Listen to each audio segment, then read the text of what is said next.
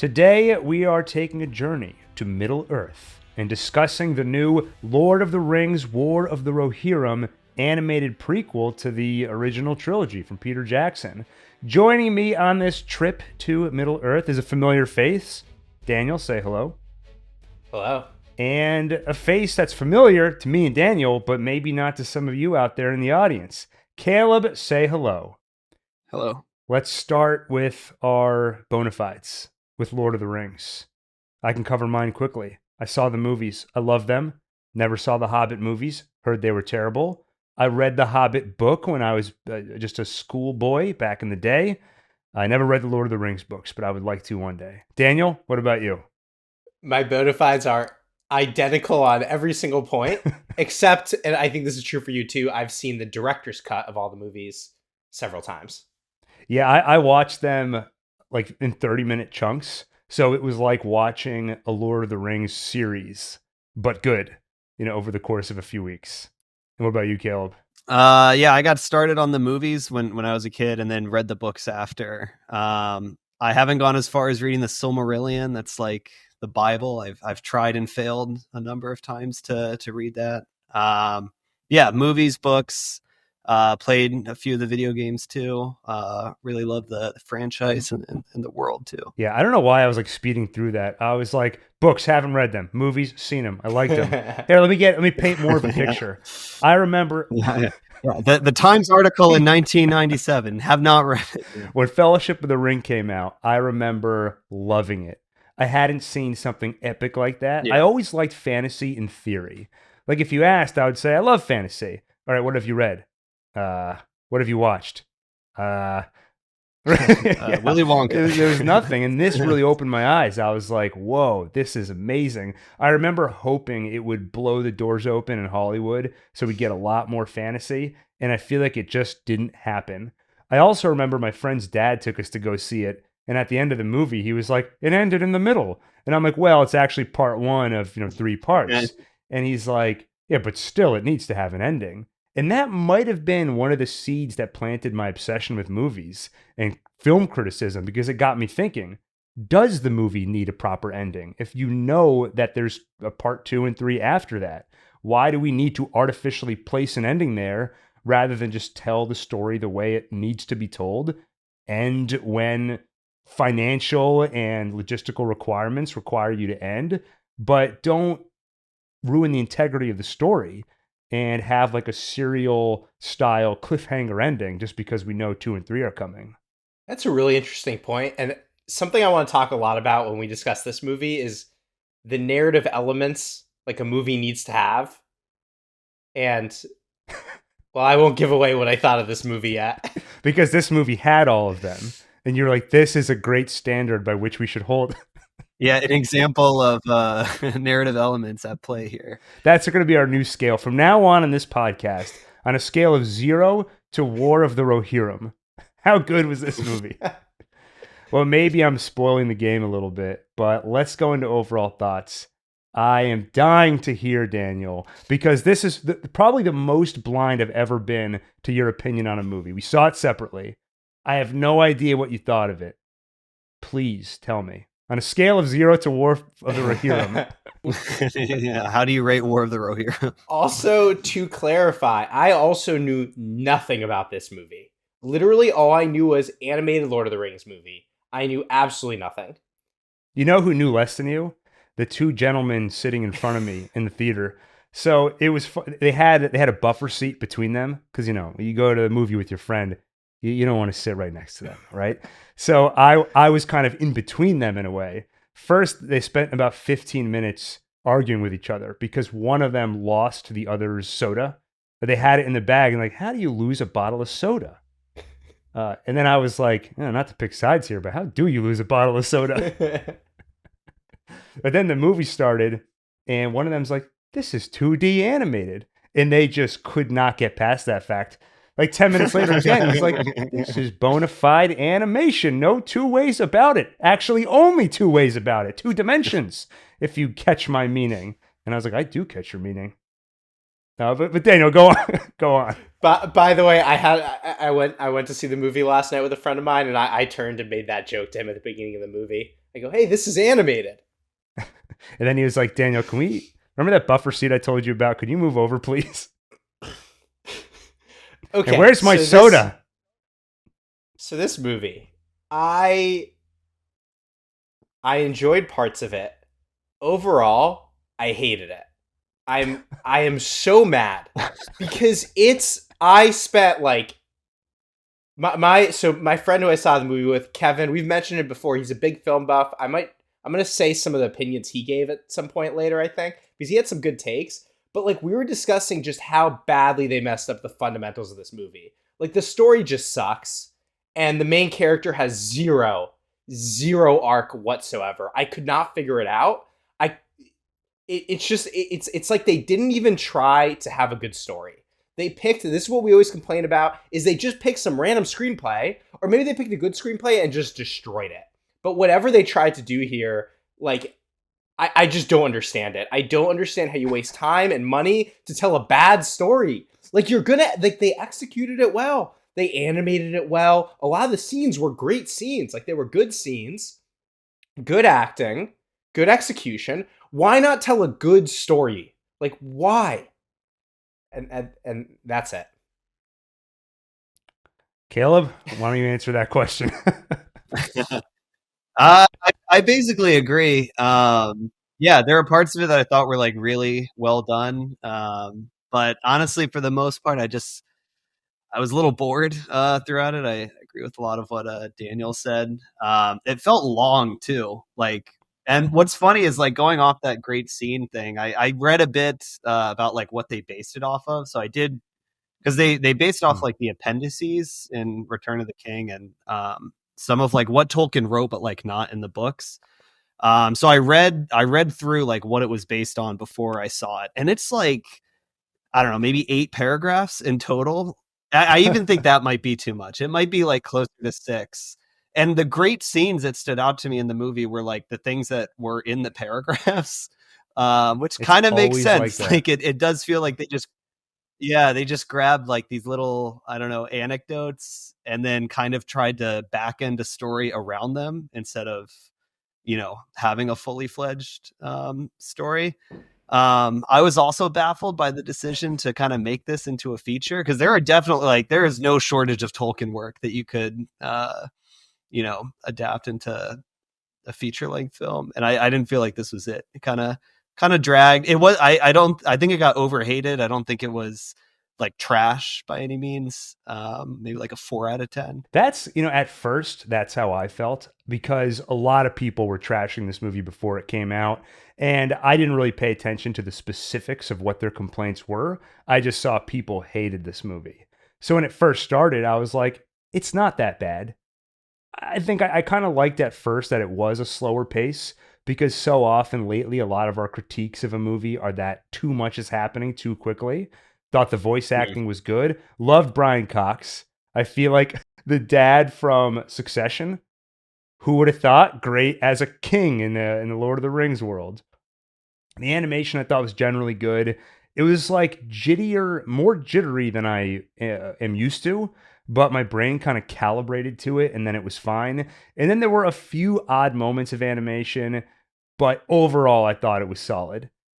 In the end, though, the things that made me not like this movie were that too much of the action was driven by incompetence, by characters, or just really poor decision making. And we'll get into specifics. And so I left being like, I did not like that movie. And then the more I thought about it, the more I didn't like turned into I hated that movie. And I think last night it kind of dawned on me more specifically why. If I think back to the original Lord of the Rings trilogy, the Fellowship of the Ring, it was a celebration of these different people coming together to fight for a common cause. What was this movie celebrating? One person.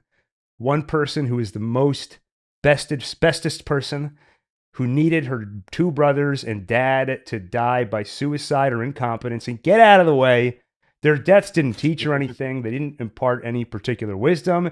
It was just, we should have listened to you. You're amazing. Now we're all dead, and you can go save everyone and do what needs to be done. It almost felt like the movie held the ideas of friendships and relationships in contempt, almost as a counter to Fellowship of the Ring. You love Fellowship so much, forget your fellowships. We just need Hera, which can work. You could do a movie that just simmers in the awesomeness of one person if it's like an action movie. Like a John Wick, we just get to watch him kick ass for 2 hours. But this is not an action movie. It's more of a drama with moments of action. And that's not even a good comparison because one of the core themes of John Wick is actually reciprocity and sort of the rules of the game. John Wick wouldn't have survived that first movie if he hadn't been such a good friend with Willem Dafoe, who was essentially his guardian angel throughout the movie. So back off John Wick is what I'm saying. Just a good case in point here is if we compare the narration at the beginning of this movie to the narration. Oh yeah, I'm glad you brought that up. At the beginning of Fellowship. Yeah. Okay, the narration at the beginning of the Fellowship of the Ring sets up an epic story. Like, it tells a cool story. It's interesting, and it sets up the context of the world we're in. What did the narration at the beginning of this movie do? It tells us that Hera is awesome. She's amazing. Yeah, I made a note of the exact phrase they used. Let me see here. Oh yeah, by her hand many great deeds were done. Like, it's the quintessential like telling and not showing, like, no, trust her, she's actually awesome. And then like just getting in. But don't look for tales of her in the old songs. There are none. Just take our word for it. Yeah. I just thought back to Lord of the Rings, and the one moment that always is seared into mine and a lot of other people's brains. Never thought I'd die fighting side by side with an elf. What about side by side with a friend? Aye. And then this movie is like, I need you, Dad. No, you don't. I'm an idiot. Let me die, and then you can rule the world. That's what I'm going to remember. Wow, I'm getting angrier thinking about it. Well, that I talked to my dad like a month or so ago, and I haven't watched Rings of Power. That was another one we forgot at the beginning. No, I kind of snarkily referenced it when I talked about watching the extended editions in 30-minute chunks. I said it was like watching a Lord of the Rings show, but good. Oh, but actually good. Yeah, I gotcha. Yeah, well, he did watch, and he loved the movies and read the books back in the day. But I asked him how it was, and he was like, "Yeah, it was okay." And he's like, "Are you gonna watch it?" And I'm like, "No." And I think it's like I feel like I can't, like, okay, Lord of the Rings is worse than, okay something else. Like, it feels it's like a little extra sting in it just being mediocre. Which I think, which makes my like 4 out of 10 score maybe more damning. Like, I'll never rewatch a 4 out of 10 movie, but I might rewatch a 0 out of 10 movie, because if you're gonna fail, you might as well go all the way so I can enjoy it on a rewatch. Well, because a movie can get so bad that it crosses into that special territory, or it comes back around to entertaining. Oh yeah. The worst thing you could be is boring, and it's Well, let's get into the recap, because this ties perfectly into what you were saying, Caleb, where it's almost salt in the wound when you're saying it's mediocre, but in the world of Lord of the Rings, because you get the opening narration. You all know the tale of the Lord of the Rings, but there are older tales. And this is Miranda Otto, Eowyn, am I saying that name right? From the Lord of the Rings movies. She's reprising her role to narrate the story. You have the Lord of the Rings music. It looks like Lord of the Rings when it cuts to these snowy mountaintops. At first, I even thought, are we going to start in live action? I didn't have my glasses on, so maybe that helped with the effect, but it looked like real mountains to me. And so it felt like the movie was tricking me into, this is Lord of the Rings. You're watching it. 200 years before the Lord of the Rings, though, there was Hera, only daughter of Helm, king of Rohan. Her mother died giving birth, and she was raised by the warrior king alongside 2 brothers. You guys already talked about the narration about how awesome she is. By her hand, many great deeds were done. Many great deeds. How many? Yeah, just many. Try and take our word for it. I think it depends on how much money this movie makes. Will determine the number of great deeds. That's it. Might just be the one deed. You see her riding her horse and feeding what looks like a large turkey leg to a great eagle. Okay, eagle-eyed viewers will notice this eagle because it'll come into play later. The snowy mountaintops, they did look very real to me. So then when you see her on the animated horse, it looked like an animated figure superimposed onto like a photorealistic image. So at first I was like, this animation is kind of floaty and weird looking. But once you get into fully animated, that's when my mind started to calibrate. Yeah, there were a couple times where like the 2D characters in like a 3D environment looked a little janky. Like when she was riding through Fangorn Forest, I think like the first or second time. But yeah, for the most part, it did. Yeah, and that happens in anime a lot where if they want to like spin the camera around, there'll be some 3D graphics mixed with 2D, and sometimes it works better than other times. But Hera returns home from her ride, where for some reason Lord Freka is visiting. A young boy named Leaf is nervous. He'll be announcing the banners tonight, but in his scroll, there's a little piece ripped off. What is that banner? I've never seen that before. Hera fills him in. That's the Shield Maidens, women of the borderlands. When all the men were slain, they took up arms and fought. They defended Rohan when no one else could. Those were darker days. It's time to retire that banner. They are all gone. No, not all of them. Hera's guardian, Olwyn, will later learn that she is one of the few, maybe the only remaining Shield Maiden. Oh, that's something I can Please cut in if so I was I was reading through like the like the appendices and just trying to like figure out because I remember Eowyn in the books is called a Shield Maiden, but I forgot what that was, and I was trying to see if there was something that described. And Tolkien was like very vague about it. Like he basically was just like Eowyn's a Shield Maiden, and he didn't really say whether or not she was like the only one or if it was like a organization or just some like a nickname. So that this film kind of invented their own like what the Shield Maidens were. I was going to ask you to like what did you think about their like explanation for it, of like the history behind like the Shield Maidens in this one. It's like a cool backstory and a good backstory for, I keep forgetting, is it Olwyn or Olwyn, the old woman. Yeah, they don't get into much of the why it's being so scrubbed from history. I mean, I think the implication is obvious. But I don't know, it was fine. And it's something that rubs me the wrong way about taking this old story. And like you said at the beginning of this, there's so much to adapt, but you go to the most vague area and decide to try and fill in the blanks and invent this whole new thing. It rubs me the wrong way. But if this movie were great, I'd be like, you know what? That was very creative. And you took inspiration from the world, go for it. Yeah, So it's almost like, I guess I'm saying I'm fine with the concept. It was just in execution. It just didn't work that well. It's all in the execution. And it, like, the issue is the Shield Maidens in this story, it just plays along with the same central issue this movie had, which is that the main character is perfect and everyone's flaws, they're not listening to her. And so then it's the same thing. Like you have everybody being like, or that one guy's like, we don't need the Shield Maidens. And it's like, okay, no, we know we need the Shield Maidens, right? Like, and it's just too flat, and it's just part of the same issue. Well, maybe the bigger issue is just how predictable it is. Yeah.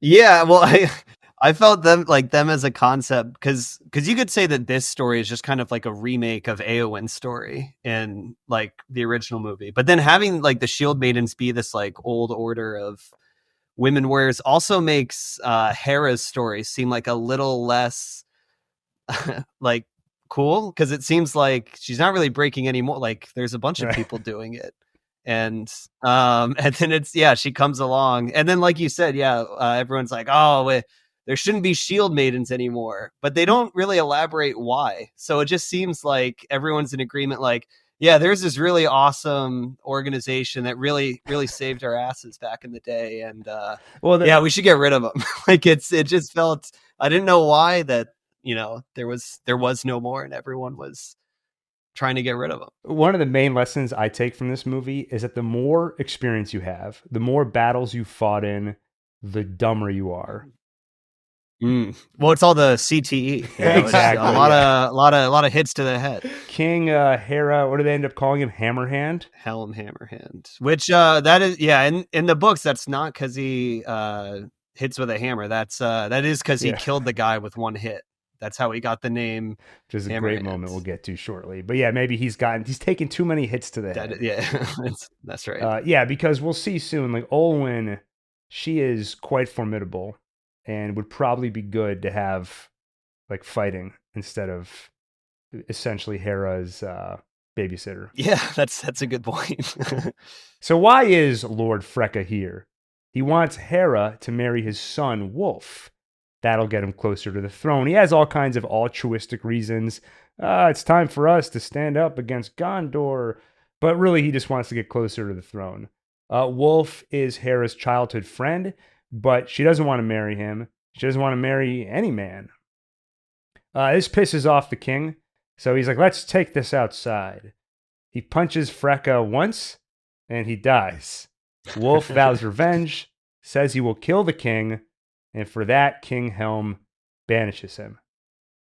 By the way, did that get laughs in your theater when he decked him with one hand? It did in mine. That is, to their credit, that is how it happens in the books. But it was very funny because he's like, "What? I only struck him the once." Yeah. Okay, it was in the book. Fine, Daniel, you go ahead. Okay. Again, elements of this scene were awesome. Like there were elements of it that I loved. It was cool, and I love Helm Hammerhand. I even like the villain guy. Like it was cool. Like I like the tension of the scene, but it just doesn't land correctly because the story doesn't work. So first of all, like he punches him once, and he looks around. And he's like, oh, like the whole vibe is supposed to be like, oh, he did something really wrong, killing this guy. And I can imagine, okay, he's the king. You're not supposed to kill a lord, but like the way they just told the story to me. Yeah, it wasn't his fault. The guy came here trying to pick a fight. Like, and so I didn't feel at all what the movie was sort of trying to show. And then because of that, I also didn't feel for Wolf at all.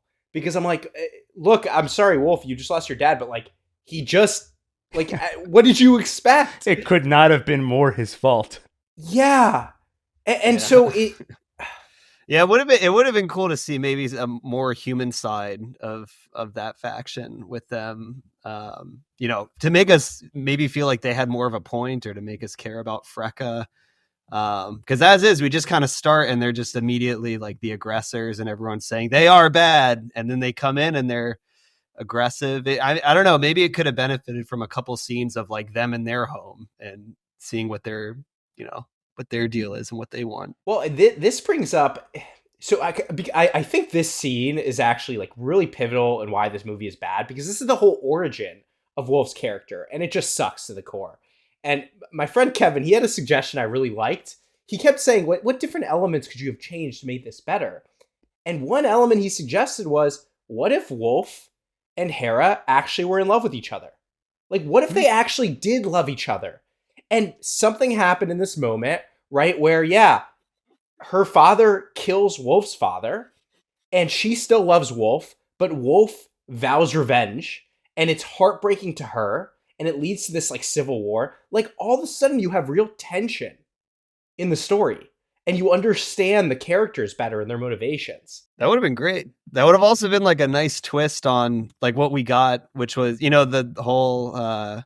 I don't want an arranged marriage. Like you always see that with medieval like fantasy stories. I thought that was very unique. I hadn't seen that before. It would have been like a nice twist of the dad rejecting it before even asking his daughter, and then his daughter, like if she were in love with him, like that would have been like a cool, instead of him forcing her to marry someone he wants, it's him saying no to a marriage that she would be okay with.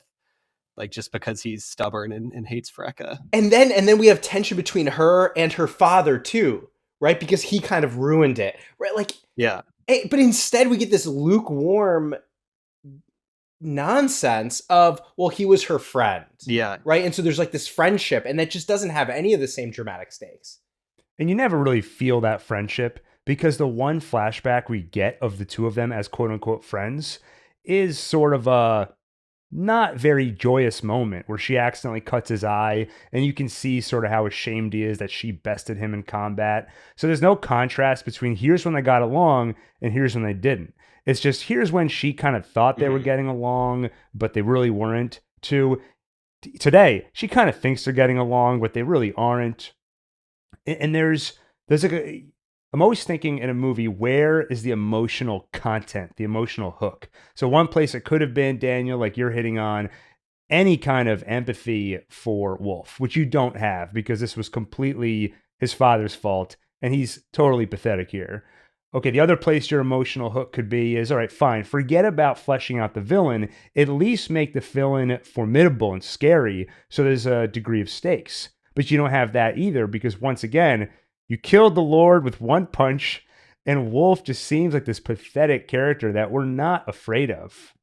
That is a really good point about making him scary, because like in the first movie you see like how scary Sauron is, like the forces of men and elves are winning, and then he shows up and starts wrecking everything, and it's like a matter of luck that they managed to like save the day by cutting the ring off. It would be like, imagine the Fellowship of the Ring if Sauron shows up and Isildur just punches him one time, and like they deck the main boss with one hit. It's in the way they frame it. He like walks in and trips over a stick, and then his helmet falls off, and he's like, just give me a second, hold on, I'm not ready yet. Yeah, trust us, it's really bad if he comes back, guys. We really gotta. Yeah, I feel like, first off, it's just so many cliches leading up to this moment. Number one, the Hera character. We've seen this character a million times. Like, you need to get dressed up. Lord Freka's coming. What's wrong with what I'm wearing? I don't care about wearing fancy clothes in medieval times. You must marry someone. I don't want to marry anyone. We've seen it so many times before. And then Lord Freka walks in. I don't know. What do we make of this guy? Let's see. He's a big guy who talks like this and has a scar over his eye. And his eyebrows are in a permanent angry position. Sorry, he doesn't have a scar, but his son does. Between the two of them, you have all the villain cliches you need. Yeah, I did have two notes about him when he came in and I was watching. I wrote most obvious villain ever, and then I also wrote it seems all dark-haired people born in Rohan are evil. Like with him and Grima from the original, it's just right away you can right ahead and not trust them. And Freka walks in, and Helm's like, you've missed many meetings, but I can see very few meals. I haven't seen you. You've gotten fat. Seen that many times before. Pilot episode of Game of Thrones. And it's also going back to Wolf. Okay, he's a pathetic character. And what he wants, he's just angry because this girl that he liked, he had a crush on this girl 15 years ago and she rejected him. So just a totally uninteresting and pathetic villain backstory. Okay, fine, but in addition to that, he wants revenge, but okay, it was his dad's fault. He got killed with one punch, which got everyone in the theater laughing. So there's nothing here to make this villain interesting. I also do find it distracting that this is, the whole incel angle is a very today trope, and it so dates the story, and it sticks out like a sore thumb because the original trilogy published in the 50s, but was very relevant in the early 2000s. And I bet in the 2050s, you'll still be able to enjoy that story. But this one is immediately dated by this villain trope. So just so much in this scene, which is the foundation for the rest of the movie, doesn't work. I'm feeling like it makes me so angry. Like, it's just obvious. Like, these are just obvious errors in designing a story. Like, it's so easy to know this wasn't a good story. I also, I mentioned earlier about the animation being weird at some parts. There was really just one part that stuck out to me. But when Freka's giving his speech, he keeps moving his arms like this, almost in a loop animation. It reminded me of like a PlayStation 1 character that just every time they talk, they're like, hello, welcome to our town. And just, it's not a big deal. It did make me laugh in the theater though. That was honestly the one moment of animation where I was like, what? The rest of the movie was totally fine to me. And let's say something nice. Production values. Sounded good, looked good. Yeah. The sound was incredible. I have to look up what the system was in the theater I went to, but I'd never heard surround sound like this before. Like, sound was coming from everywhere. When he punched the guy, I like felt it in my chest. Like, I felt like I got punched. Like the bass was so strong. It really. Yeah, his punch sounds were all great. Like, it was, yeah. I was kind of waiting for him, especially in his the scene where he's punching a lot of people. That's every sound sounded great and satisfying. All right, good. Okay, we've said some good stuff. And now we can go back to punching this movie. Seasons pass. This is the narration. Seasons passed. The death of Freka was talked about for a long time. Some whispered it was an ill omen for a king to kill one of his own. Go ahead, Daniel. Again, telling instead of showing, right? Like literally just narrating this. And again, like, okay, you had a chance. Here's another chance to try to make me feel bad for Wolf. Show me him. Show him actually in exile, miserable. Actually show me Hera missing him and worrying about him. You don't see any of that. And so again, a missed opportunity to try to establish any dramatic stakes here. I don't know why it tickles me, but do you need people to whisper like, look, I think it might be bad when the king kills like an important guy, you know? Yeah, the ill omen, like it was a grim fortune to kill someone in a bar fight, they say. Like, Daniel, you come over to my place and then you kill a guy. And then after you leave, I'm like, Caleb, like, I don't know about you, but like, I have a bad feeling about Daniel killing a guy in my place. Yeah, it is an ill omen when someone murders someone in your own apartment. Well, a new threat arises on Rohan's eastern border. Strange sounds are heard at night. The broken bodies of wild horses are found dead on the morn. Riding out, Hera, Olwyn, her cousin Freylof find the dead body of a beastmaster, a tamer of Oliphants, which is basically a giant elephant. And then an Oliphant shows up and it's going nuts. Freylof, this idiot who can only think with his sword, he dives into attack, immediately gets knocked off his horse, and then starts running. He's like about to die. Dan, you're probably going to say the thing I'm about to say, but when he like slices the stomach of the Oliphant and then it keeps running, like, are its guts not just piling out of it? And it's like nothing knocked him off I mean, I know that like the momentum or the stampeding elephant, I'm sure knocked him off the horse, but it looked like he just fell off, and he's so useless. But then Hera picks up, instead of using her sword, she uses her brain. She picks up the horn from the Beastmaster and blows it to lead the beast away. She takes him into the woods where a big water monster lives, and it eats the Oliphant. And then General Targ shows up, who was a general under Lord Freka. And, what are you doing here, General Targ? I was dispatched on a mission, but it seems that my mission may have changed. I serve a new commander, the High Lord of the Hill Tribes. They don't have a High Lord. Well, they do now. It's Wolf. Wolf has taken command of these wild men, and now they kidnap Hera and bring her to their stronghold in Isengard. Caleb, Isengard, tell us about that.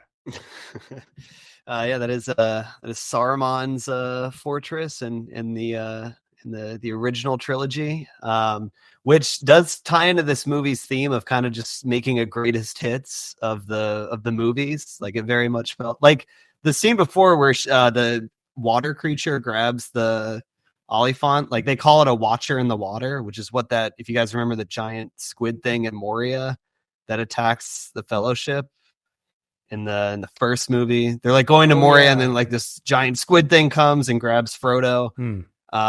That's the Watcher in the Water, which like is, I think in the books they say it's like the only one of its kind. And then in this movie they just kind of threw it in. I felt as kind of like, oh, remember that was pretty cool when you saw it 20 years ago. It's here now. Isengard, remember that? We're just like it. Yeah, it's great. Well, Daniel, anything? All right.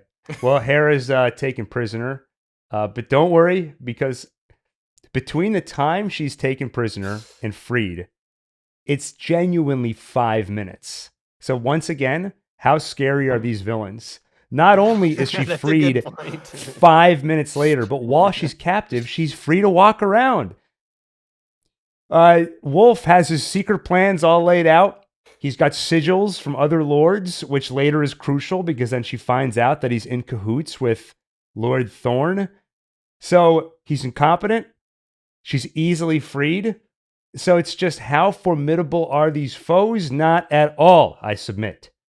But not only that, so Hera's been held captive. And Freylof, her cousin, this useless idiot, as always, he just wants to charge in and rescue her. But the much more smarter Olwyn says, I have a plan. Charge in and rescue her myself. And this old retired shield maiden makes short work of anyone who gets in her path. She walks in and frees Hera. When she does that, this also got a laugh in my theater. I don't know if it did with yours. They go, "This is your plan." I didn't say it was a good one when they have like they're riding out. Well, so that line, like we've seen that before in movies where it's like, "Don't worry, I have a plan," and you don't say what the plan is because it's insane. Yeah. Like the equivalent. You imagine Fast and Furious. You're driving a car. I have a plan. Don't worry. And then you see the plan. It's like, I'm going to drive off a cliff. And while we're in midair, jump from this car into that car, grab the rope from that helicopter and swing here. But when she says, I have a plan, I don't know, it's fairly reasonable. It's like, I'm going to be the ground team. There's people shooting arrows at us. Don't worry about it. I have a plan.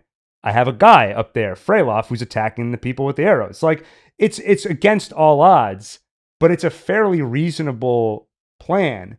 I mean, at least it's not so unreasonable that it fits the "don't worry, I have a plan" trope, right?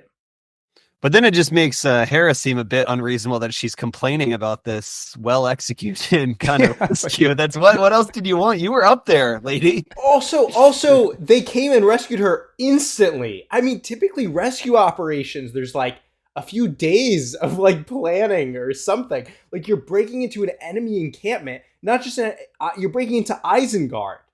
Like, well, before Hera is broken out, she has a little conversation with Wolf, where basically she tells him, you cannot stand against Rohan and Gandor. But he doesn't have to because King Helm is so proud he will never go to Gondor. Is it, Caleb? Gondor. He'll never go to Gondor for help. So he can easily take Rohan. He yells at her for rejecting. It actually seems like everything's going to be fine because she's like, look, I'll marry you. And he's like, fine. And she's like, wait, so if I marry you, then you promise. And he's like, if. And that sets him off. Very, very offended. Which just... Again, like you're looking at the villain and he's so emotional and so not in control. I'm just not scared of this guy at all. He yells at her for rejecting him. He cuts her a little bit and then he promises to slaughter her entire family. I don't know if I mentioned before, by the way, but after Lord King Helm kills Freka, Wolf promises, I am going to kill you. And then his only punishment is banishment. And that kind of rubbed me the wrong way because I'm like, this guy, he's saying he's threatening the king, and he has the power to do it because his dad was the lord of something, and I assume now he's the lord. So I feel like just get out of here, scram, is a bit light of a punishment. Wait. More than that, now he doesn't just say he's going to kill him. I mean, before that, he charges at him with a sword and tries to kill the king. And then I was just realizing the significance of this. The king is holding him up, choking him. And why does he not kill Wolf? Because Hera shouts out to him to stop. So another interesting thing, right, is, okay, Hera saved his life. Okay, so like Wolf is like ashamed or whatever, right? Like he's embarrassed too because of that. But we never see Hera grapple with this at all, which is, you know what? Wolf would have been killed and all these lives would have been spared, including her father's and her brother's. Like, that's an interesting thing that happened, right? Now, I think Hera was in the right still, but that's an interesting thing for her to have grappled with. But no, she's not going to grapple with that because Hera never does anything wrong in this movie. I also thought there was like a wasted opportunity with the cut. Like, I thought it was going to be, he was going to give her the same scar that she gave him. And he did, he like cut her cheek. And that's what? It was weird. Yeah. Maybe, I mean, he's so incompetent. He was probably trying, but he missed. Shoot. Do I have agreement on my point, though? Or am I just overly ranting? I totally veered away. I just wanted to... Well, I just want to know if I'm going too hard. No. That, like, again, it's like an emotional weight that they just chucked overboard that they, like, could have stuck with. Well, I feel like she doesn't grapple with anything, really. Like, it really rubbed me the wrong. Again, when I was reflecting back on why did I have like the first half of the movie, I'm like, there's some dumb stuff going on, but I'm not hating it. And then the more I thought about it, I was like really starting to turn on the movie. And part of it too is you don't really see a whole lot of grief from her about losing her entire family. I would have liked at the end of the movie for her to say something like, "Thank you, my father and my brothers. I will always remember you." But instead, it's like just excitement about going on the next adventure. She doesn't, I mean, there are moments where she mourns, like right after they die, she'll cry a little bit. But if I felt like we were missing a tag at the end of the movie of like, thank you for being by my side and supporting me. Yeah. So Daniel, lack of grappling with some emotionally complicated thing, I feel like it's consistent with the rest of the movie.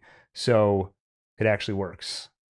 Yeah, like and then I just jumping off that too, like yeah, she escapes. They're like quipping. She's suddenly all like, yes, we must like kill these people. And to Daniel's point, yeah, like this is the first time she's seen this guy in years that she used to like be friends with, and there's like this huge fallout between their families, and she doesn't act at all like there was this like he's changed a lot, and she doesn't really respond to it or say anything. Not even like the where he scars her with the knife. Like she doesn't comment on that at all. Like your friend just, maimed you on purpose, and it's we must stop him. Moving on. Ow. Yeah. That hurt. Let's kill them all. Well, they return home.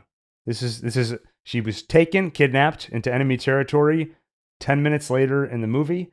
She has returned home. Freylof says that they should fall back to their stronghold and call for aid from Gondor, but the king refuses. Hera warns they don't know the full extent of Wolf's army. He might even have Oliphants on his side. No, idiots. That was clearly a coincidence. These Oliphants have nothing to do with him. To be fair, the person saying that was Lord Thorne, and he's trying to cover up this fact. But the king is an idiot for listening to him. Like I said earlier, wisdom, being through a lot of wars means nothing in this movie. The king's a moron. Yeah. Exactly. So they don't listen to Hera. They don't listen to Freylof. Helm announces, we're going to go fight. Lord Thorne promises 300 fighters to protect the eastern flank, and the king kicks Freylof out for failing to protect his daughter. Which another greatest hits of the original trilogy of like the king banishing his noble nephew for wanting to protect Rohan and doing his own thing. Like that was just, again, it was, remember how cool this was. It's too bad because I haven't watched these movies in so long that those little member-berry moments, I didn't even get to enjoy them. The only one was like, Isengard. I remember that, Yeah. kind of. Yeah, I mean, like that's Carl Urban's character, Aemir, in the two like that was his arc entirely. Like he was the nephew that, like, while King Theoden was going crazy, he was like leading a volunteer force to try and like fight Saruman, and then Theoden gets manipulated into banishing his nephew, which is the exact same thing that happens down to the like familial relation of like the king and his nephew. To be fair, Caleb, there are only so many stories you can tell. All right. What do you want here? Make it a cousin or something. Just the 1-for-1 feels. Well, by the way, that's another good example though, is it's like this movie is so much of the superficiality of a good movie instead of the core, right? Is like literally just copying like literal plot lines from Lord of the Rings, when instead what they should have copied is like thematic stories, like a hero's journey, right? Like people have perfected like generally how to tell a story, and they just didn't try to do that. Yeah. That's why a lot of times people will say like there's superhero fatigue because they've told the same story over and over and over. And I'm like, but that story of like good rising up against evil has been told over and over from the beginning of time. And people did not get good triumphing over evil fatigue. Yeah. There are boxes you can check that will make at least a passable movie. And I would argue if you watch the latest Marvel movies, they're not checking the boxes. Like you have to control the variables. Is there superhero fatigue? That would mean there are good superhero movies that people aren't seeing. And I would say, okay, maybe there's fatigue in the sense that you used to be able to release a bad movie and people would see it anyway. But I think if you released, anyway, now I'm going off on a whole other thing. But just agreeing with you, Daniel, you could have taken the core themes from Lord of the Rings, and there are a lot to choose from. You brush them off and you put a fresh coat of paint. Go to a different location, new characters, new conflicts. Yeah, you don't have to copy exactly. Like, people want cousins running off and betraying nephews. Sorry. Actually, cousins would have been new. Wow, it's a cousin this time. This is great. Yeah, that's what I'm saying. Yeah. This is just veering off topic still, and then we can come back. But it's like, Gil, you and I, we've both worked in business. We know how to run like operations. It's like if I were working in a film studio, I'd have a basic checklist. You just check before you greenlight a script, which is like, does it have like the basic things that a story needs? Like, really simple. Guys, I'm checking the till here. I'm not seeing emotional weight on here. Do we have someone on that? Do we need to hire in a couple freelancers to put some emotional weight? Do we have a guy dying from one punch? We need that in the first act. I see we have that. And we have King banishing his nephew, right? Okay. Yeah. Yes. Could we make it a cousin? People don't want that. They want nephews. We've been over this. Nephew tests really well, we found. Before the battle begins, a nervous Leaf, he's always nervous, shaking like a leaf, he drops some papers. Hera picks up one of those papers. What? What's this? What is this sigil? Oh, it's Lord Thorne's sigil. But wait a minute, I saw that same sigil in Wolf's place. He's in cahoots. Those 300 fighters he promised are not coming. Now, I will admit, I did enjoy a moment of like, oh, crap. Yeah, I thought that was a cool It is. It just is a little shaky because of, one, the fact that it was so easy for her to see the sigil because Wolf was just letting her walk freely. And two, just the coincidence of like, I dropped these papers. The first one I pick up happens to be the one that I need to see. And it happens to be face up with the sigil facing me. I know I'm getting overly nitpicky, but I think it's worth focusing on moments where Hera could have messed something up and felt bad about it and developed from there, which is she did see that sigil. She didn't think earlier. It would have been helpful if earlier she was like, oh, Leaf, like, show me sigils. Like, I saw this one. We have to figure out who it is. Right? Like, I don't know. This is another moment she could have taken blame and been like, oh my God, I did this too late. Like, it is, and it was. I mean, she ended up doing good things, but it's like, would have been really helpful if she figured that out earlier. Yeah, no, that's a good point. Well, the battle begins. Hera kills Lord Thorne in the barn with the help of her horse. I thought it was pretty satisfying because Thorne walks in, it turns his back to the horse and it kicks him.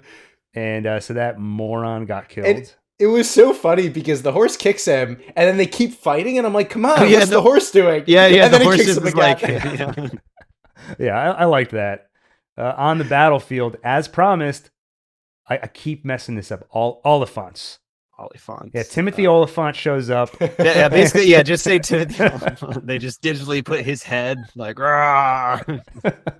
Things are not looking good. They're down the 300 men they were promised. There's Oliphants.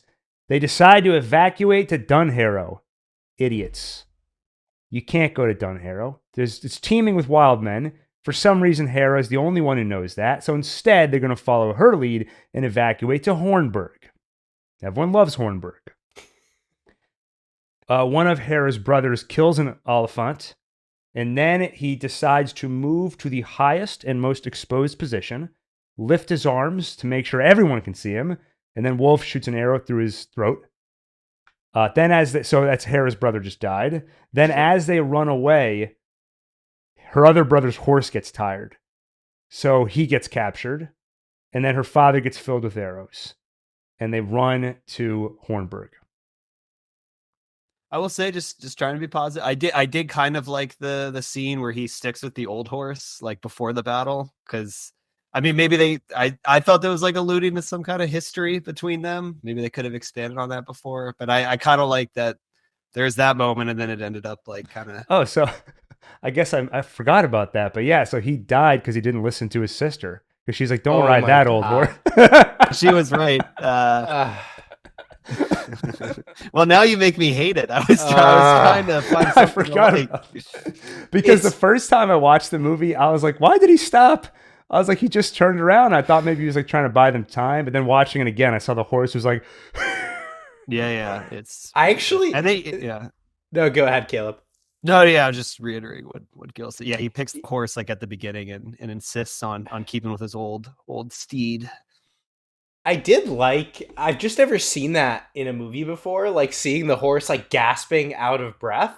Like that was kind of cool. And I really liked the brother where like he gets off the horse and it's like he shows no anger to the horse. Like he's really compassionate. He's just like I think he even thanks his horse, right? Because like she's been through all this with him, and then he just turns to face the enemy coming at him. Like that again, cool scenes.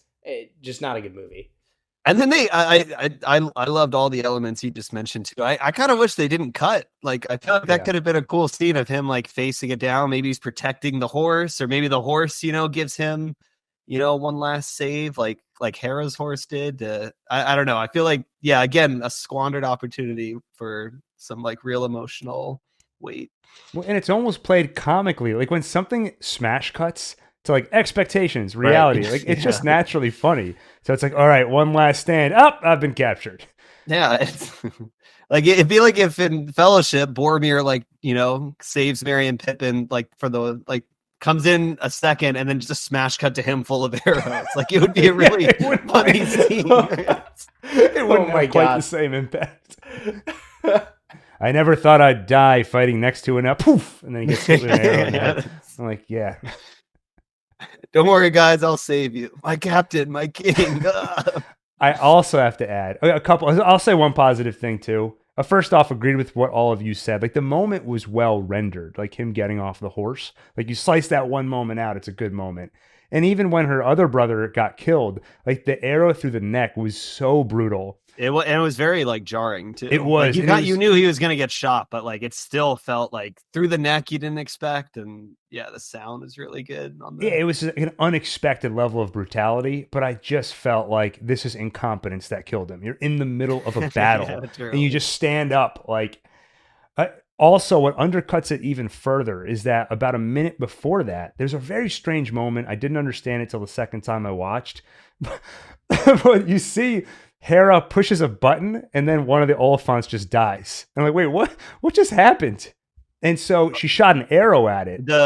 I forget what the machine's called. The big spear shooting. Yeah, thing, right? It's what they used to kill dragons.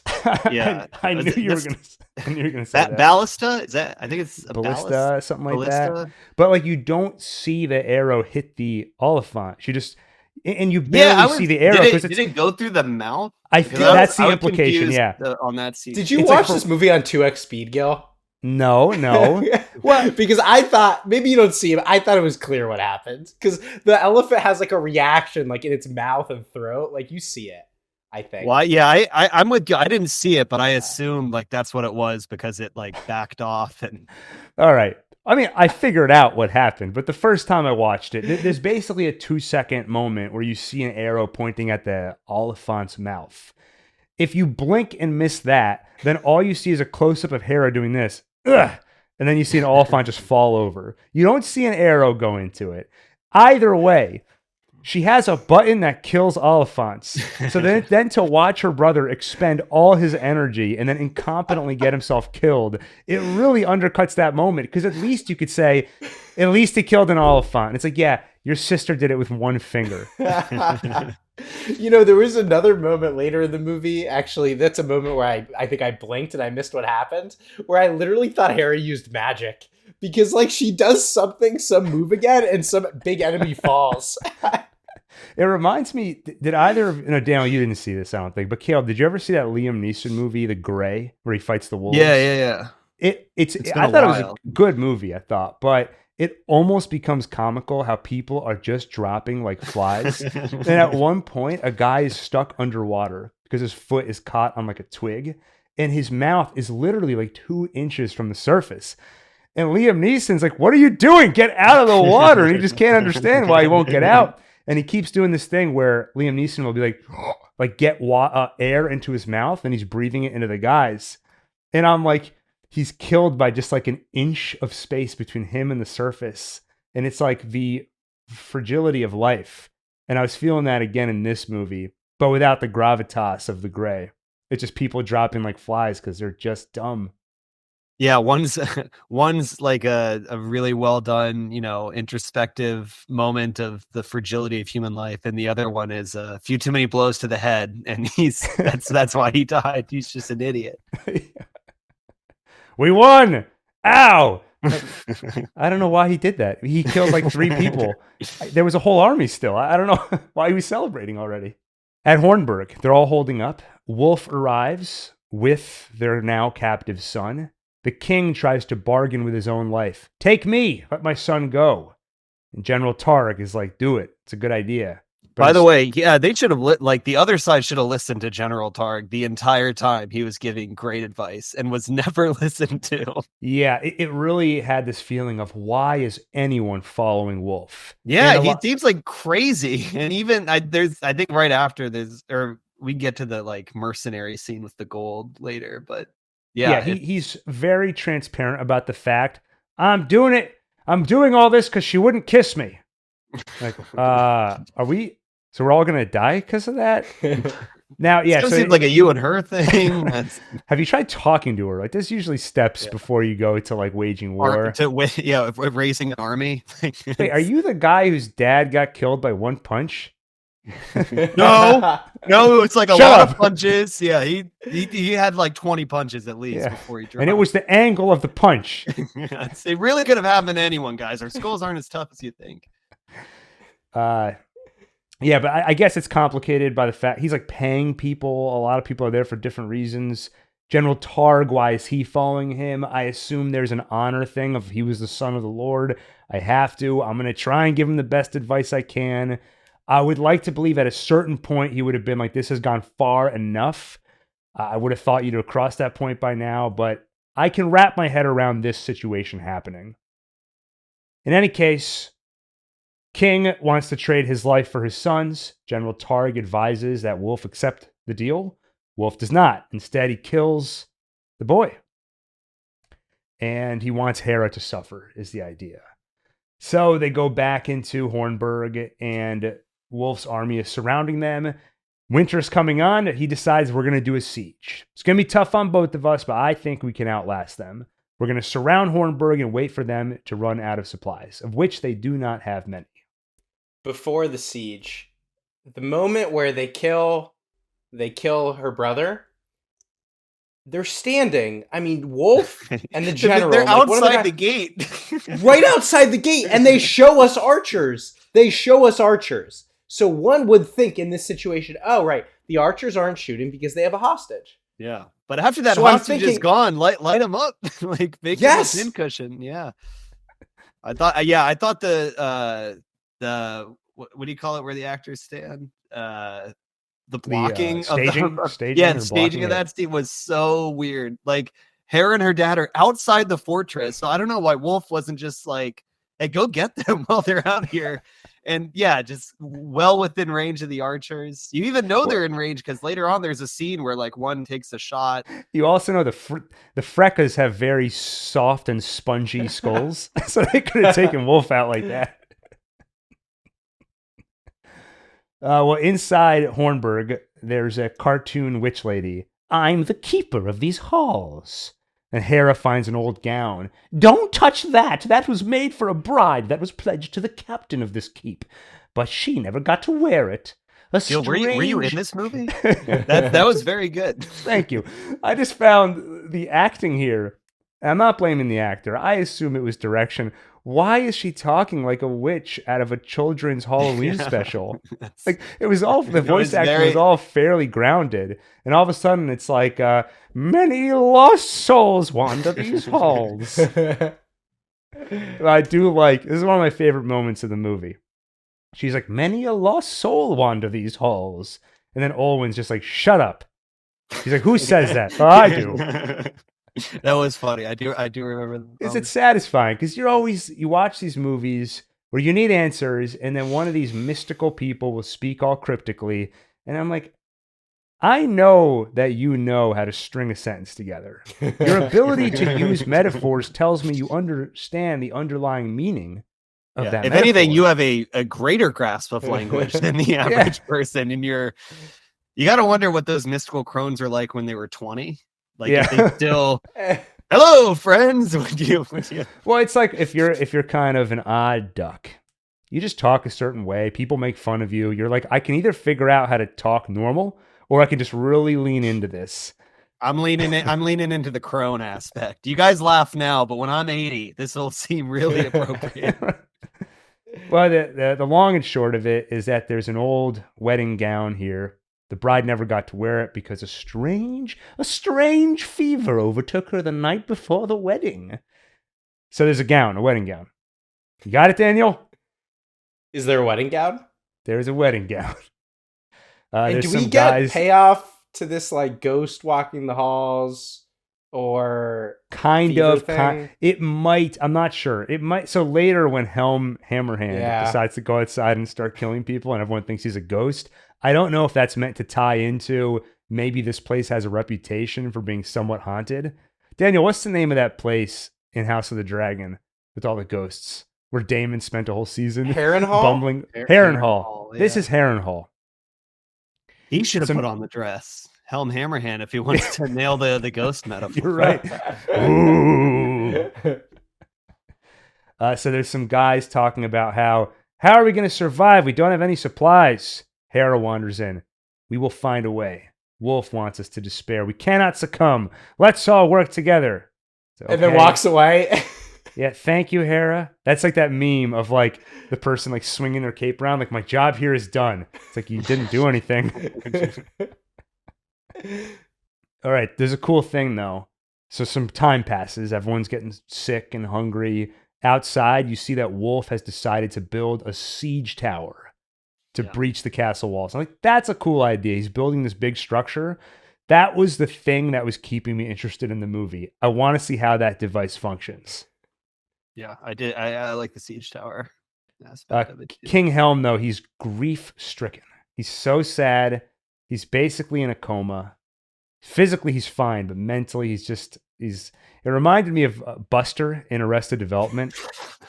There's a whole thing where like they think he's in a coma and the doctor doesn't know how to explain it. They're like, well, he's got full brain functioning. So he's in a coma. Well, no. And like, so he's sleeping. And he's like, no, he's just closing his eyes. It's like he's faking it. He's pretending to be asleep.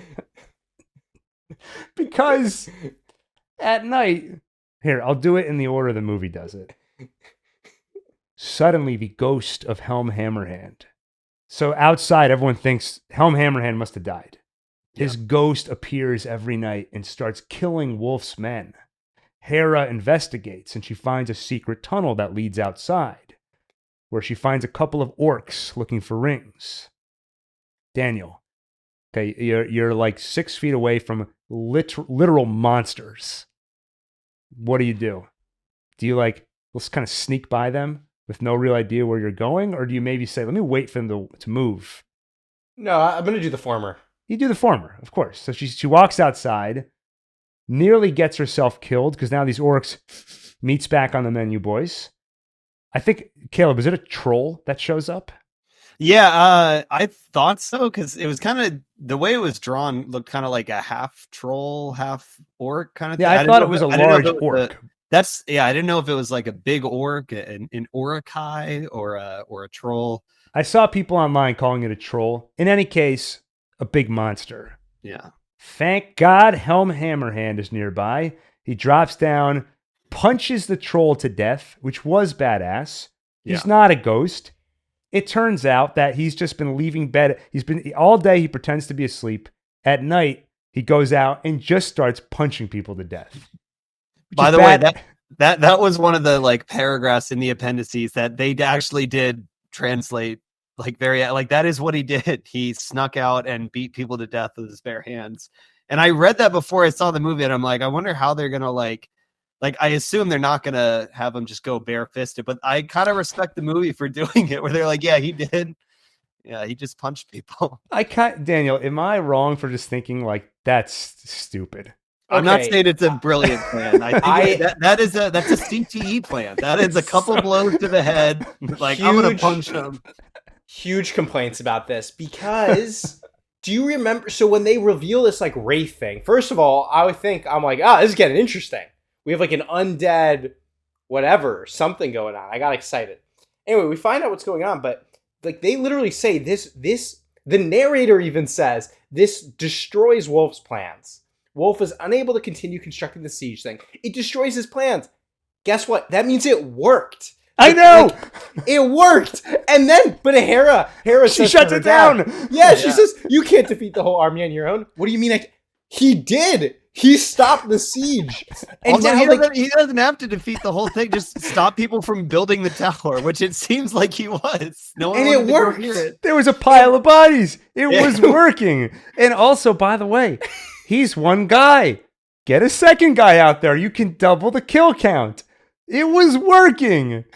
It's stupid that it was working. It's insane, but it was working. I mean, they showed us he couldn't build. We saw so many bodies. And then Hera shuts it down. She says, you can't kill them all. And he's like, I can try.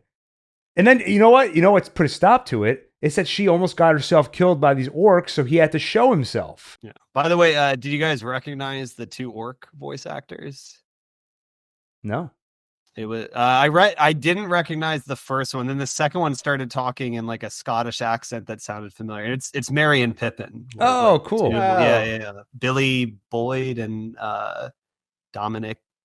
I forget. I should know because I know I should too. But, but it was those two as the 2 orcs looking for the rings. Yeah, which the ring looking, by the way, super member berries of, they're looking for rings that have nothing to do with this story. Yeah, I thought it was going to tie in, like the thing killing people is an orc or something. Was that in the book? I mean, was that in this part of the story? No, there are no orcs. Okay. Like it was literally done just to, they gave a reason for Helm to come out of hiding for Hera, but also just... They could have easily made it, Hera sneaking out and some of Wolf's men catching her instead of orcs. It did feel a little tacked on. Yes. Why? Also, just like a classic dialogue that makes no sense. Like one orc says to the other, like, hey, why do you think they want us collecting these rings? And the other's like, the less I know, the better. And it's like, they've been collecting rings for a while. Like, we just happened. Yeah, you guys are a long way from home. You think you would have been talking about this before. Yeah, good thing they decided to have that conversation at this precise moment where she and us could hear it. Yeah, I also love that Sauron was like so out of options that he was just like, I don't know, God, just go look for rings, any rings. You bring them to me, I'll let you know if you got it. Here's like a magic metal detector. If he had like the headphones on, like beep beep. Yeah, and theoretically that means there's some orcs out there like browsing pawn shops, like. We'll take them all. Do you have any rings? Yeah. Like just any rings? Any rings? I just need rings, all of them. Okay. You'd think Sauron would have specified at least like gold, like anything with a diamond, no good. It's that scene from Parks and Rec where Ron Swanson is like, "I want all the bacon and eggs you have." Yeah, I worry that you heard a lot of bacon. I said I want all the bacon and eggs. I said I want all the rings. I have a few problems with this Helm Hammerhand concept. Number one, okay, it's actually a kind of a cool idea that he's going out every night and just beating people to death, but it is an unhinged idea. For sure. Before that, I need to see that he has lost his sanity entirely. But when we see him, he's fairly cognizant of what he's doing, very aware of his surroundings, and just, he seems altogether there. That does not work for me. Yeah, that's a good point. It would, if he's like crazy, like hair all over the place, like armor hanging off his body, like just like not making sense. It would, yeah. The plan of beating the bad guys to death with my bare hands would seem like a logical reaction from that guy. But as it is, it seems, yeah, like you say, he has all his wit. So why is he not doing things a little like? Why is he not grabbing a weapon? Why is he not planning this a bit better? Also, clearly he had a way to get in and out of the castle each night, like through that passageway. So why did they end up having to go through the front gate this time? He said that the only way back in is the front gate, which means he must be opening that gate every night to come back into the castle, which means the guards would probably have to see him because people open that gate for you typically. You don't normally open it with your bare hands like he had That's to in a this good scene. point. Yeah, Yeah. why didn't they just go back the? I mean, well, Yeah, so maybe, the question maybe for the secret entrance, he normally props it up, but Hera like kicked he didn't the prop red. open the door. Yeah. Hera screwed up again. All right, so my first problem is I need him to be more unhinged. My second problem is that his plan is working. It just is working, and they could have got more people in on this. Just sneak, guerrilla warfare. Sneak out every night in the storm as your home turf and kill people. It seemed like it would have worked. And then my biggest problem is that the way the scene concludes is that they run back to the gate. They open the gate. She gets in. There's time enough for him to get in because there's time enough for his final words. I'm a loser. I'm an idiot. Hera, you're better than me. I'm going to kill myself so you can rule the world. Goodbye. And then he goes out. He fights. And the next morning, he never died. He froze to death, but his knees are not bent because he fought until the end, until he froze to death. And it's presented like this heroic thing, like he turned into a statue in his final moments, but it felt more like The Shining to me, where he went out, did something very stupid, and then got frozen to death. So since we're at the end of the King's arc, this brought up another, I'm just like stealing all of Kevin's comments about the movie because I thought he had a lot of good ideas here, which is like, this movie would have worked a lot better if the king were the main character, because then you can tell this tragic story of he has some like tragic flaw, which is like, he's not willing to ask for help. He's too proud or whatever. And it costs him his sons. And then maybe it costs him his daughter too, right? Like there's a story you can tell there. I mean, that's what the appendices were. Like, it definitely was the story of him. Like, Hera's not even named, which I don't have a problem with them, like, expanding on his daughter. Like, she must have been doing something during all this. But yeah, like, it also seems like he's the only one with an arc. So in the mid, like, to get rid of the only guy with kind of an emotional arc of despair and then redemption right in the second act does feel a bit weird. Well, Hera had a great arc. She needed her family to commit mass suicide so they could get out of her way so she could do what needs to be done. Well, and just to be clear, Hera could have been the main character if they gave her an arc. Yeah. They just didn't. Or just leaned into, this is an action movie, Hera's a badass, and let's just watch her do badass things for a couple hours. Yeah. But that's not what happens. In fact, the one time somebody was doing something badass, you put the kibosh on it. I will say I enjoyed it. To me, this was like the best part of the movie. I like the helm scene and like his last stand. I will agree, it seemed like there were a lot of final words he got that they could have opened the gate for him.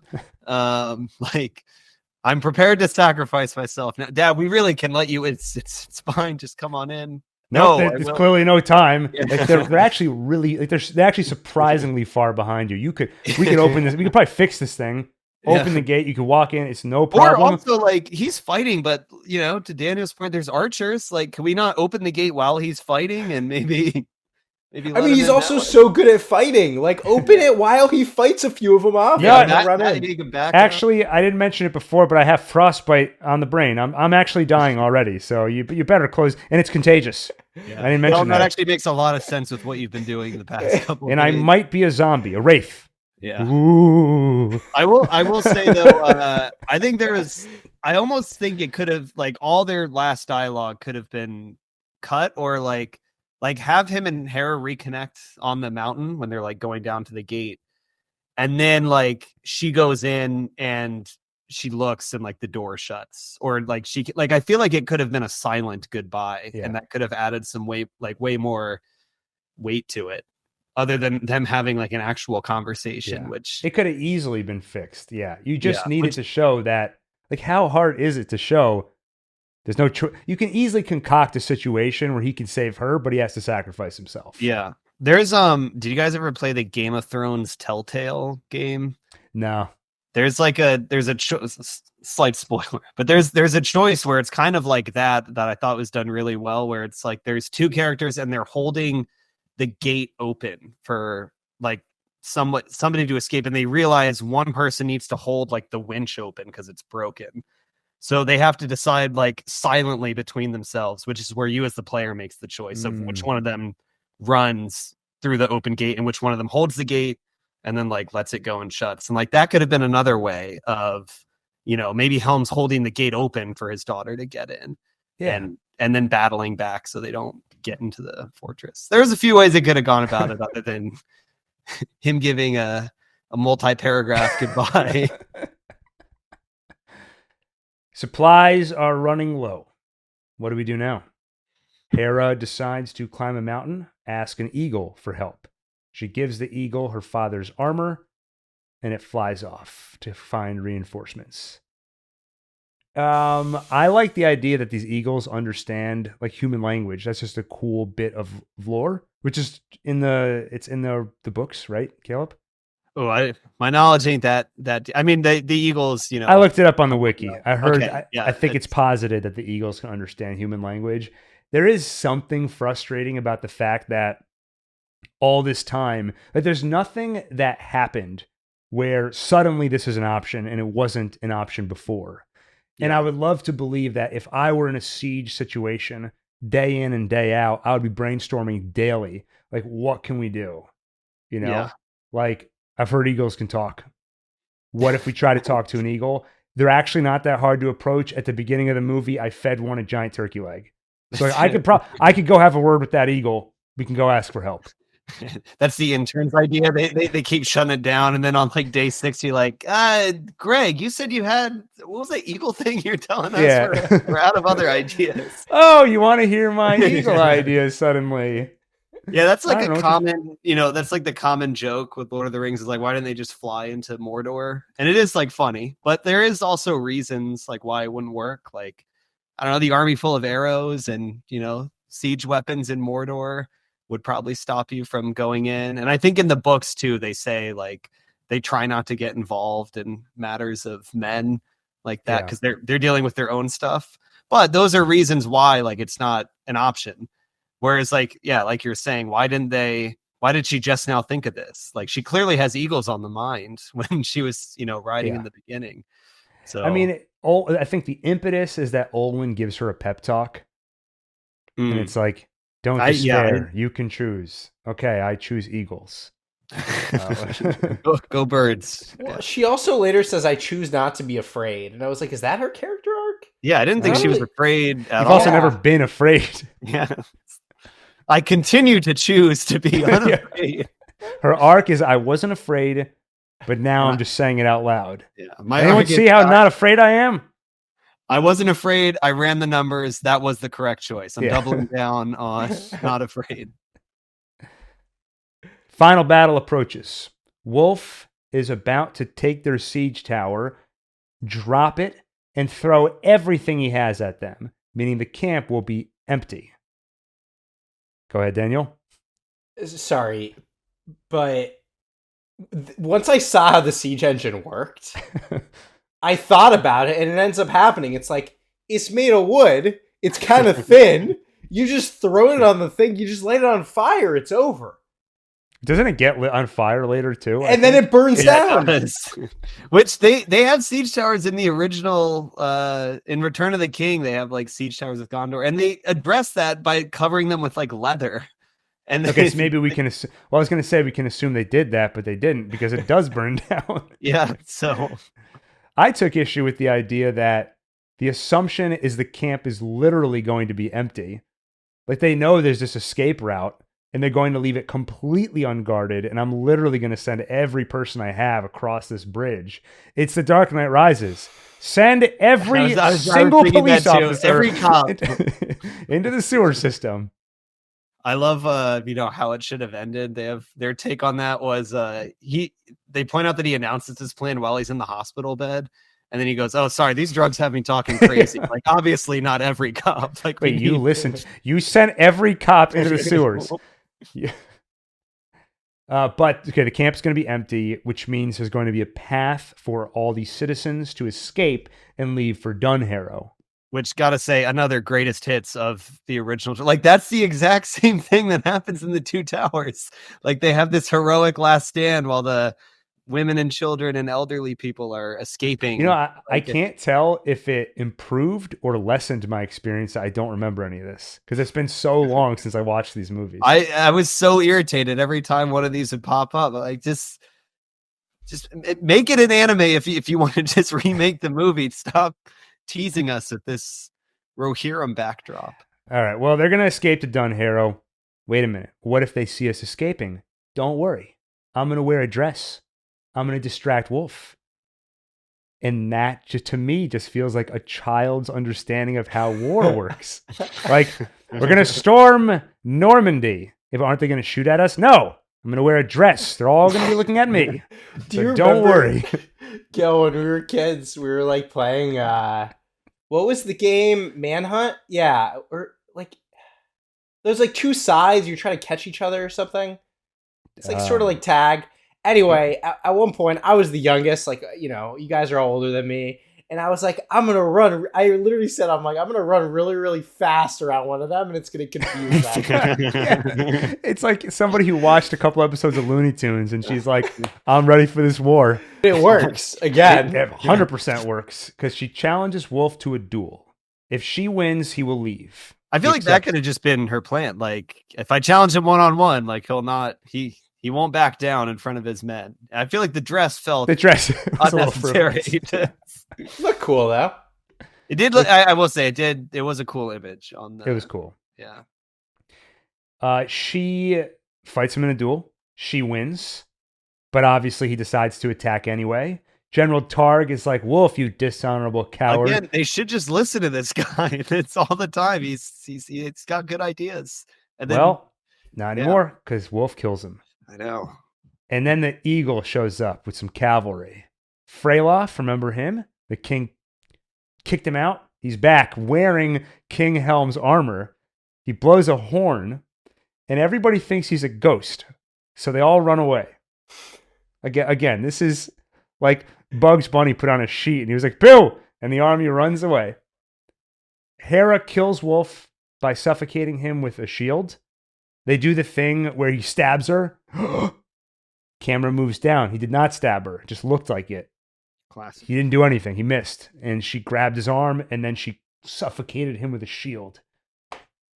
And then, okay, so now the army is chasing all the people who are afraid of the ghost. And Hera tells Freyloff, let's show mercy. Call off the army. Let these good people go home.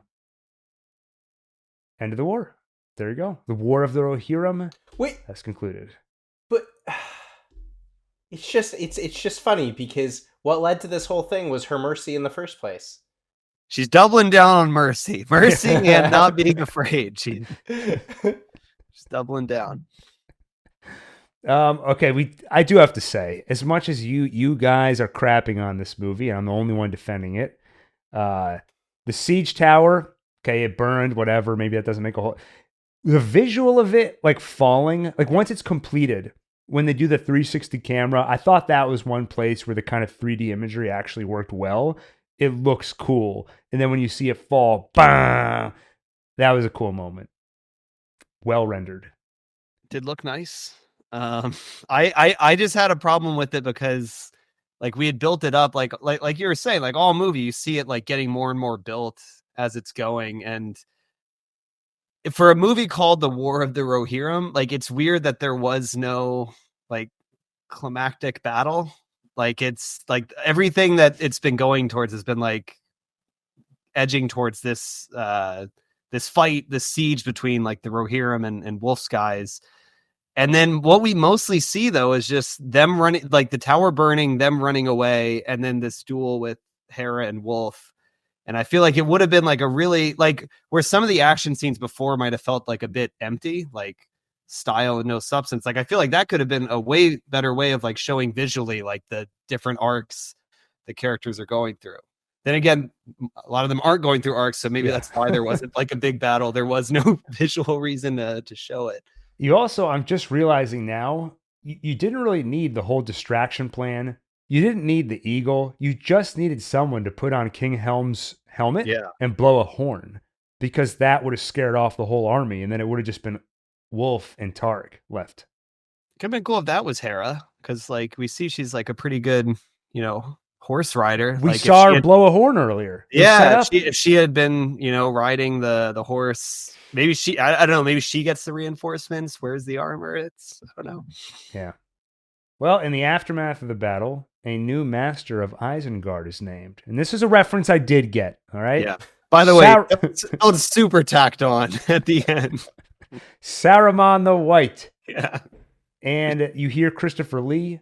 What was that actually him? Like, it did was they use so archival footage. Daniel, you're looking at me like, what's the big deal? Christopher Lee, he passed away.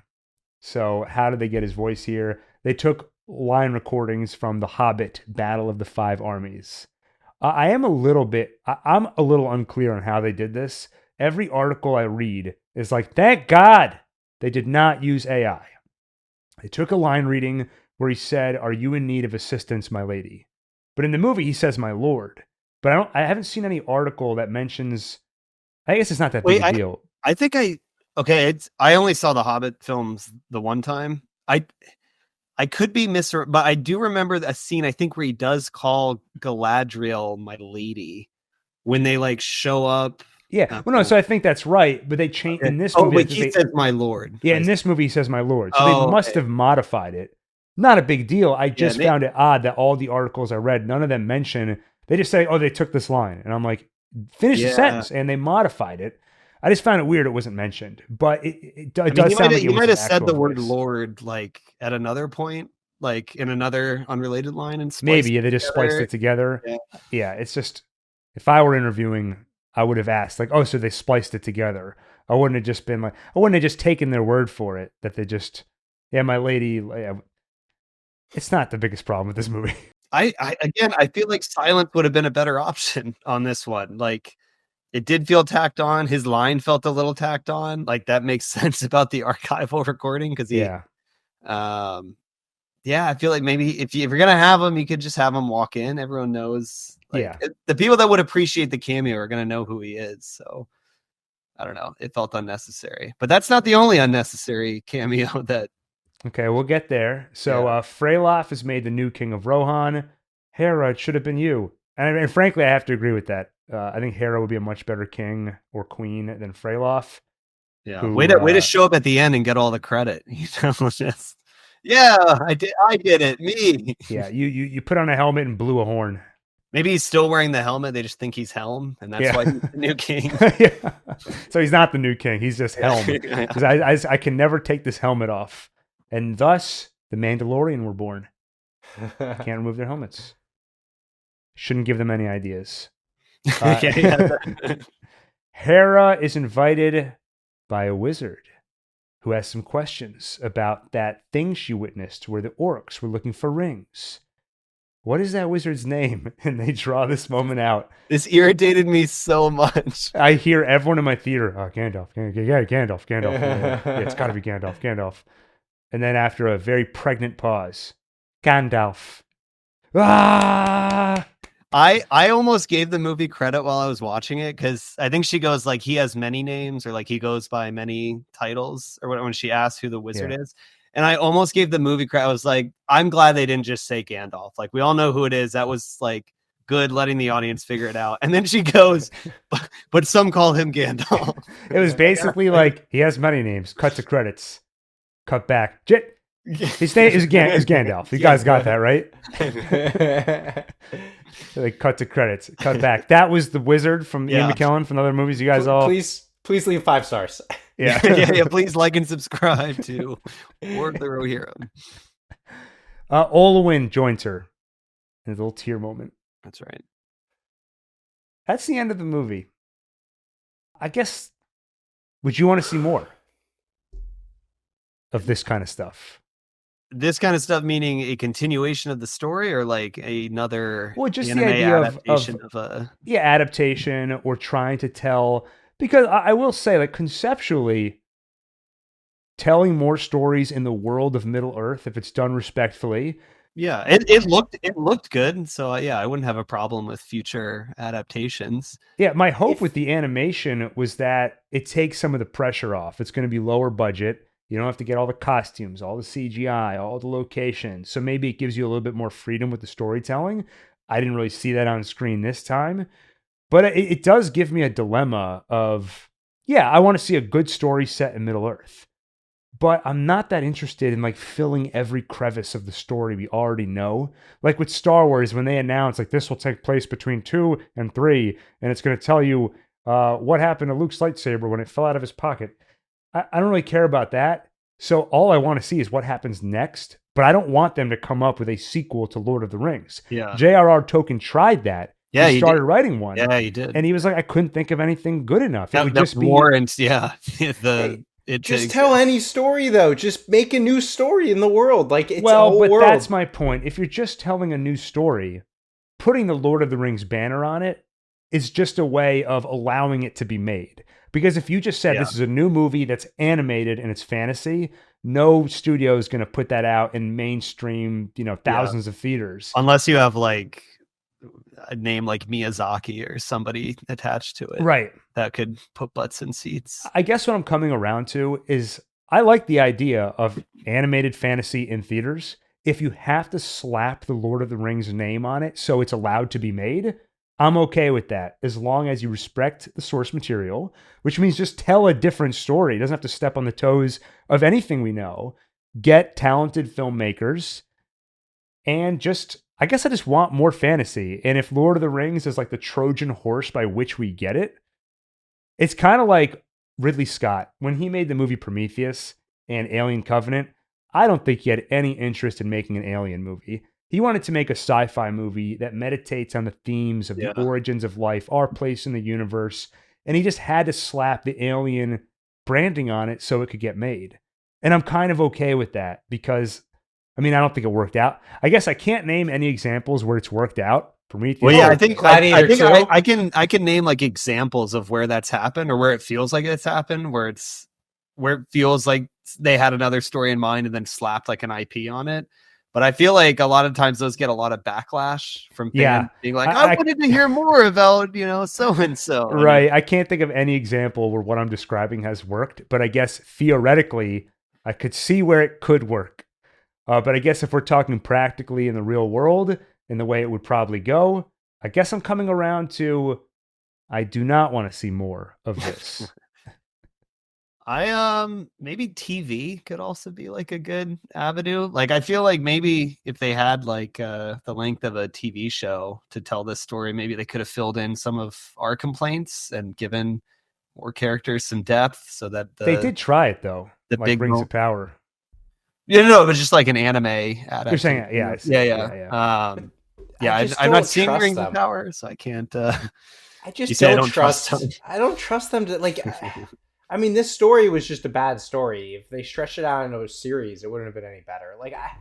It's just so frustrating. Like, just because they executed so well. Like, it had all the lines of like a great artwork, but it was just like, what if they announced tomorrow new animated Lord of the Rings film, written by Alex Garland, directed by Alfonso Cuarón, the guy who did Prisoner of Azkaban. What has he done recently? Dune. That's Dune, that's the other guy. It's Children of Men. Okay, so there's something else recently. What have you done for me lately? You had me at written by Alex Garland, like where it's actually written by somebody who tried to write something good. Yeah. Oh, he hasn't done anything since 2018. Oh, Roma. And then before that was Gravity. Roma, no, that is what I'm thinking. Good? Yeah, Roma. Roma was good. Netflix, yeah.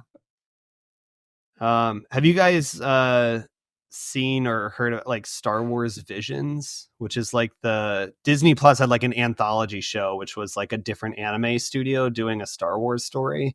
But that was it seems like that was the only requirement because they were able to tell their own story. So some people like used original characters, some people used the established characters, and it's an anthology, so it's hit and miss. Like there are some episodes that are really, really fantastic, and some. But I guess that would be a good example of what we're describing. But that, I wonder if like that would be because that's just a way to tell a sci-fi story with the anime. You're taking a brand, you turn it into a platform to give people a place to tell stories that probably otherwise wouldn't get seen. So it can be done. Maybe that's a way you could go. Lord of the Rings anthology, just different stories in Middle Earth. that's It's a cool idea. Yeah. Okay. Good. Dan, with something to say? Oh, I mean, I hate this movie more after analyzing it, which is, I guess, sometimes happens, but usually I feel like I end up having a deeper appreciation for what we talk about. Yeah. Hey, you know what? Next time we're going to talk about a good movie. I promise you that. Possibly Nosferatu. Possibly Craven. Possibly Sonic 3, which is Sonic 3 getting shockingly... Let me look at the Rotten Tomatoes right now. Rotten Tomatoes, Gil, you idiot. You think it's the end-all, be-all? You just listen to the critics? Look, I'm sorry, but generally speaking, if a movie has a 90% on Rotten Tomatoes, there's something of value in it. And if it has a 0, it is probably terrible. By the way, where did this net out on Rotten Tomatoes? I feel like maybe reviews are currently still at an 87%. So Rohirrim is at a 48% tomato meter, 84% audience, which is now called the popcorn meter. Yeah. Speaking of Sonic, by the way, on my second channel, Ranked, where I have begun a project to rank every single movie ever created using a scientific approach. Each episode, we take a movie, we recap it, and this ranking algorithm will appear and add or subtract points as the movie goes. So by the end, we get a precise score down to 3 decimals. No 2 movies ever get the same score. So you force rank them all over time. I've got episodes on Sonic 1 and 2 coming in the next 2 or 3 days. Probably take care of Sonic 3 as well. So stay tuned for that. Caleb, anything to plug? Just my charger after this. Daniel, anything to plug? OneTake podcast. My charger after this. Oh, and the OneTake podcast. All right, everybody. I hope you enjoyed this discussion. Have a good night. Stay tuned for more. Find us in any podcast app or keep watching us on YouTube. So Caleb, you know our sign off, right? Thank you for watching. What is the sign off on the night? Remember that? He's never watched an episode. He has, because he's mentioned we've talked and he's mentioned things that we said. Yeah. No, I have watched an episode, and you know what? I do normally turn off all podcasts like once they start. So you would be one of the. So I honestly probably have never heard. You would be one of the people right now. You would not be listening right now. As soon as I was like, well, over on my other channel, he even took his headphone out. He was already already stopped listening. I know. I'm in the process of wrapping up.